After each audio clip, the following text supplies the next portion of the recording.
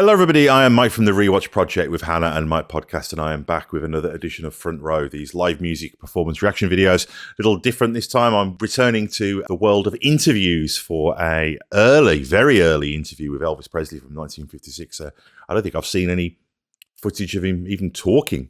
Quick reminder, do appreciate feedback. You can leave that here on the channel or email me at rewatchprojectpodcast@gmail.com. Quick reminder to check out the Rewatch Project with Hannah and Mike, the podcast that shares this feed, where my wife Hannah and I go back and rewatch some of our favourite film and television franchises, in addition to the other film, television, music and general pop culture related goodness that also shares this channel. Likes and subscribes really help the channel out as well. The more subscriptions we have, the more people find the channel, the more conversation ensues. And that is a great motivator to do these with a greater level of regularity.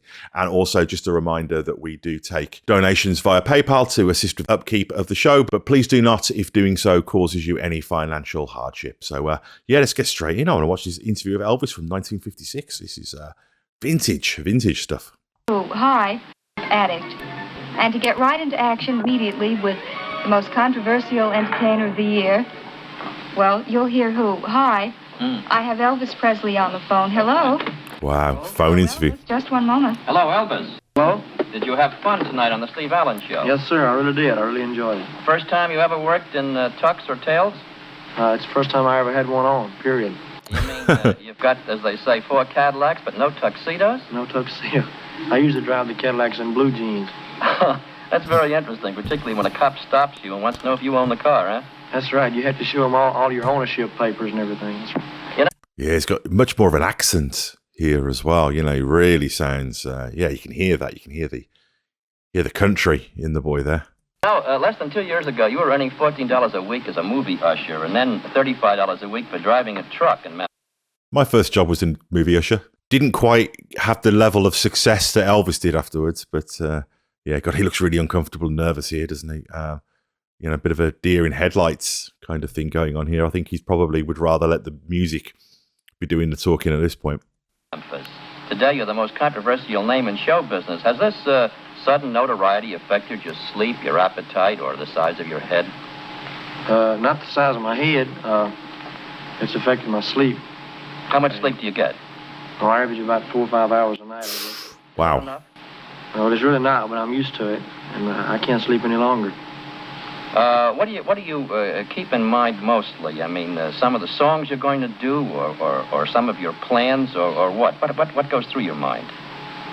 Well, everything has happened to me so fast in the last year and a half till I'm all mixed up, you know. I mean, I can't keep up with everything that's happening. I mean, we're much more aware now, aren't we, of mental health and all these kind of things, but, for him to have kept it together as well as he did with this literally unprecedented level of fame that he must have had. Nobody had that. There was no precedent. It was literally unprecedented. Really shows an incredible sense of character. Well, I think that you've got very good company in Colonel Tom Parker. His feet are on the ground, and I think he's doing a wonderful job of keeping things rolling nicely.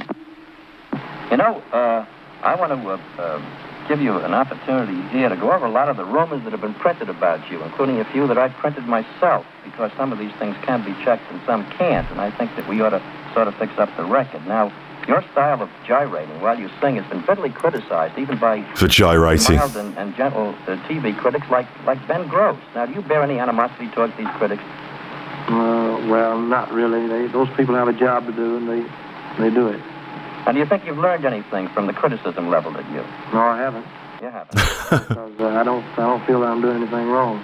Do you read the stuff? Do I read? You mean the reviews? Not if I can help it. Do you keep a scrapbook at all? Only of the good stuff. Only on the good stuff. That's smart. That smile again. It's disarming.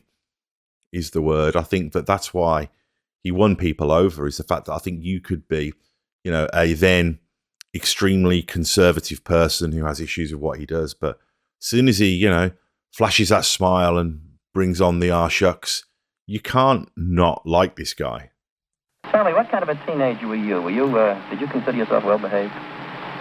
Yes. Well, I was raised, in a pretty decent home and everything. My folks always made me behave whether I wanted to or not. Well, how do they feel about your success and the things that some of the critics have said about you, both good and bad? Well, I guess they're just like myself. They're very thankful for it. I mean, we always led a kind of a common life. We never had any luxuries, but we were never real hungry, you know. And I guess they're just, they're real proud, just like I am. Well, now, there were 2 or 3 columns this week that carried items that you had bought 4 Cadillacs. Now, what is that of that, Elvis? And what? It's the truth. I do have 4 Cadillacs. What do you do with 4 Caddies? Well, I drive them. I don't know. I haven't got any use for 4. I just, maybe someday I'll go broke and I can sell a couple of them. Well, some people collect stamps and government bonds. I guess Cadillacs are probably in the same category. Understand? It's that, again, the symbolism of the car. You know, what it means. Freedom, affluence, safety, personal space, power, potential. It's such a powerful thing. You can see why he did. Somebody who was poor buying a bunch of cars. Of course he did. And you gave one of them to your folks, is that right? Well, anything that's mine is theirs. I mean, all 4 of them is theirs. I'm planning for 7. I mean, I want 7. You want 7, huh? Yes. Well, you know what's going to happen. You'll wind up outdoing Carey. It'll be the Presley Car Renting Corporation. Yeah, I was thinking about the Presley used car lot, Yeah, I understand that you bought a home for your folks, and even though your father is only 39, you've insisted that he retire. Is that true? Gosh, parents were young then, weren't they? And people look different. 39 in 1956 doesn't mean the same thing that it means now. Yes. Well, he's more help. I mean, he's more help at home than he is anywhere else because he can take care of all my business. He can, he can look after things when I'm gone. Well, I think that's very smart. On your personal appearances, you create a sort of mass hysteria amongst your audiences of teenagers. You're shaking and quaking in the nature of an involuntary response to this hysteria. Would you say that again, sir? Well, I say that when you shake and you quake when you sing, is that sort of an involuntary response to the hysteria of your audience? Involuntary? Yeah. Well, I'm aware of everything I do at all times, but it's just the way I feel. I mean, for example, if somebody is playing ball, they play just a little bit harder when the fans root, and I was wondering whether this had anything to do with... It's interesting because this guy, he's kind of the interviewer, he's trying to sort of intellectualize this, but I think Elvis was still young enough in his career that he was doing so much of what he did on pure instinct that he kind of just almost doesn't understand what this guy means. Not because he's stupid or uneducated or anything like that, but just because he doesn't seem to think on those terms.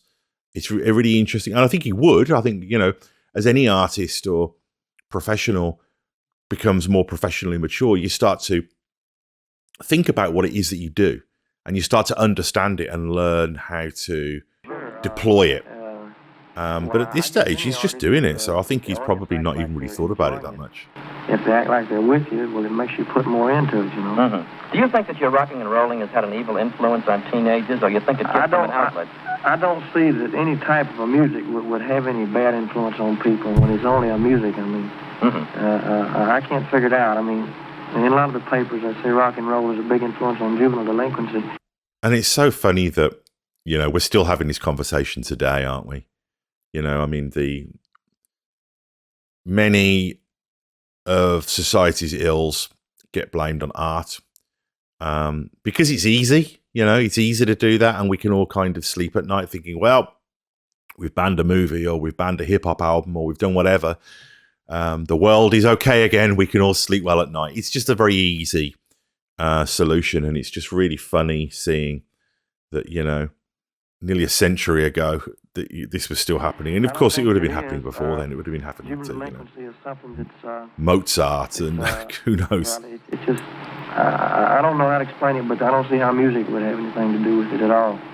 I understand that Mitch Miller of Columbia Records defines rock and roll as a safe form of rebellion against mother, father, and teacher. Do you go along with this analysis? I don't exactly know what he means by rebellion. I mean, how would rock and roll music make anybody rebel against their parents? Well, I guess that answers Mr. Miller. Now, I've got a couple of questions here I'd like to sort of clear up. One of them, and it's sort of a silly one to me, after having talked with you at some length earlier. What about the rumor that you once shot your mother? Well, I think that one takes the cake. I mean, that's Wow. Where'd that one come from? Have you any idea? I have no idea. I can't imagine. When you mentioned it to me, it's the first time I ever heard it. Is that right? First time I ever heard it. Well, there's another one, too, you may not have heard before. Several newspaper stories hinted that you smoked marijuana to hit the bottle in order to work yourself into a frenzy while singing. What about that? I don't know. You won't even bother answering that one. Well, here's a one that's very interesting. I don't know whether you noticed the column the other day. They predict that Elvis Presley will be another James Dean. Now, have you heard? Gosh, look at his face. He's just like, why? Why am I having to do this? It's really funny, though, seeing that not only was the idea of a rock star a new thing, and Elvis was having to navigate that, everyone else was. You know, you can see here, you know, the gossip culture and interviews and celebrity culture. The people on the other side of the media fence or camera or microphone were having to figure it out as well. You know, it's really interesting seeing this. You know, we live in this world now of 24-hour news and social media and internet, but just for sort of how humble the beginnings of that were, but also the similarities as well is really fascinating. Anyway, to James Dean, because James Dean was a genius in acting. Mm-hmm. Although I'll say that I sure would like to. I mean, I guess there's a lot of actors in Hollywood that would like to have had the ability that James Dean had. Mm-hmm. Mm-hmm. But I would never compare myself with James Dean anyway. Now, if you had your choice, would you prefer to be an actor than to be a singing entertainer? If I were a good actor, of course I'm not a good singer, but if I were a good actor, I think that I would like it a little better. Although, if I ever break into the acting completely... Man, it's good. So humble, like legitimately humble. Singing, I'll still continue making records. Mm-hmm. Mm-hmm. Well, that's always a very, very good sideline. Well, it was just fine talking with you, and I hope that you'll enjoy a long career, whether it's acting or anything else. And I think that all of the things said about you, while they've been extremely critical, I think they have helped to make you the kind of a big name that has made it possible for you to do the things for your folks you always wanted to. So I sort of think I'd look at it that way, Elvis. Well, sir, I tell you, you know, you got to accept the bad along with the good. I've been getting some very, very good publicity. Mm-hmm. The press has been real wonderful to me, and then I've been getting some bad publicity, but you got to expect that. And I know that, I mean, I'm doing the best I can, and I have never turned a reporter down. I never turned a disc jockey down because they're the people that help make in this business. Mm-hmm. And as long as I know that I'm doing the best I can, that's... No, you can't be expected to do any more. And I want to tell you, it's just been Smart. talking with you, and you make a lot of sense. Thank you very Give much. my best to the Colonel now. Sure will. Bye-bye. Wow, that was really interesting. And what a great grounded attitude he's got as well. But that's a guy in the eye of a hurricane or in the eye of the storm, trying to make sense of it, trying to make sense of being interviewed, you know, and all of this new stuff, all of this new world, and hearing the impact it's had on his life, and this idea, this kind of instinctive understanding he has that you've got to take the rough with the smooth is really fascinating. So, wow, yeah, love watching these things. Any more behind the scenes, either documentaries or interviews or footage that would be worth checking out? You know, the guy is as interesting as the music, and that's what makes a legend, when you've got the art, but you've also got the narrative, and you've got the person, and you've got the story, and you've got the history and the popular culture all together is really amazing. So quick reminder, appreciate feedback. PayPal donations always appreciated. Check out the Rewatch Project and all the other film, TV, music and pop culture related goodness that is also on this channel.